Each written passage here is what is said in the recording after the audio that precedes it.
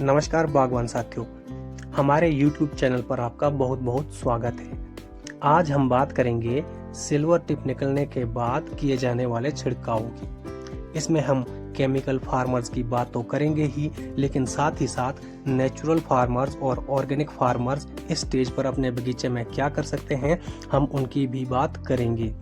तो सबसे पहले बात करते हैं सिल्वर स्टेज आखिर कब होती है।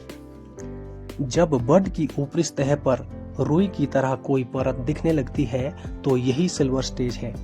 बड टॉप से सिल्वर कलर का दिखाई देता है, इसे ही सिल्वर टिप स्टेज कहते हैं। इस स्टेज पर बड ब्रेक होने के लिए पूरी तरह तैयार होता है और इसके बाद ही ग्रीन टिप स्टेज आती है। जब पौधे के हर बड पर सिल्वर कलर की परत बन जाती है तो उस समय कुछ एक बड्स पर ग्रीन टिप भी देखने को मिलती है। यह समय बहुत ही महत्वपूर्ण होता है। नए सीजन की शुरुआत हो रही होती है और यही समय होता है जब कीड़े मकोड़े और फंगस भी एक्टिवेट मोड में आना शुरू हो जाते हैं।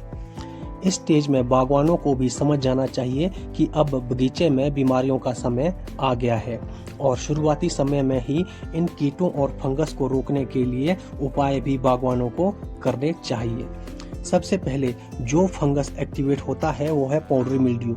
यदि आपने सर्दियों में बगीचे में अच्छी प्रैक्टिसेस की है तो हो सकता है आपके यह बीमारी आए ही ना, लेकिन आज हमने जो विदेशी किस्मों को अपने बगीचों में जगह दी है उसमें कुछ किस्मों में पाउडरी मिल्ड्यू एक्टिव हो सकती है।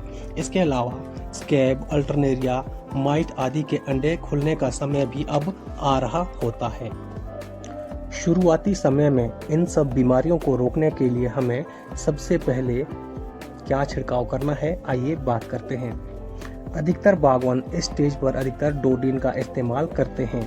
यह भी अच्छा कार्य करता है और केमिकल फार्मर्स अक्सर इसका इस्तेमाल ही करते हैं।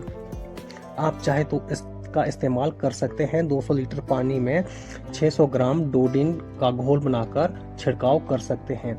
हमारे उद्यान विभाग के स्प्रे शेड्यूल के अनुसार भी इसको करने की सलाह बागवानों को दी जाती है। लेकिन आज हम एक ऐसे सॉल्यूशन की बात करेंगे जिसका प्रयोग केमिकल फार्मर्स भी कर सकते हैं और ऑर्गेनिक फार्मर्स भी कर सकते हैं। तो वह सॉल्यूशन है liquid copper sulphate. Copper sulphate liquid form में 250 ml पर 200 लीटर पानी में इसका घोल बनाकर छिड़काव कर सकते हैं। यह सॉल्यूशन एक्टिवेट हो रही फंगस को शुरुआती दौर में ही नष्ट कर देगा। लिक्विड फॉर्म में इसमें कॉपर और सल्फर दोनों होते हैं जो आपके बगीचे में अल्टरनेरिया, मार्सोनिना, स्कैब के स्पोर्स को पूरी तरह से नष्ट कर देते हैं।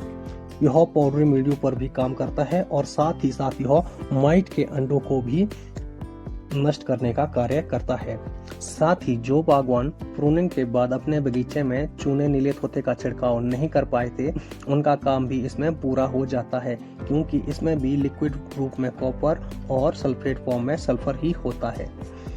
केमिकल और ऑर्गेनिक फार्मर्स की बात हो गई, अब बात करते हैं नेचुरल फार्मर्स की। बहुत सारे बागवान अब अपने बगीचे में प्राकृतिक खेती तकनीक का भी इस्तेमाल कर रहे हैं, तो वो बागवान भी इस समय एक पावरफुल फंगिसाइड बना सकते हैं।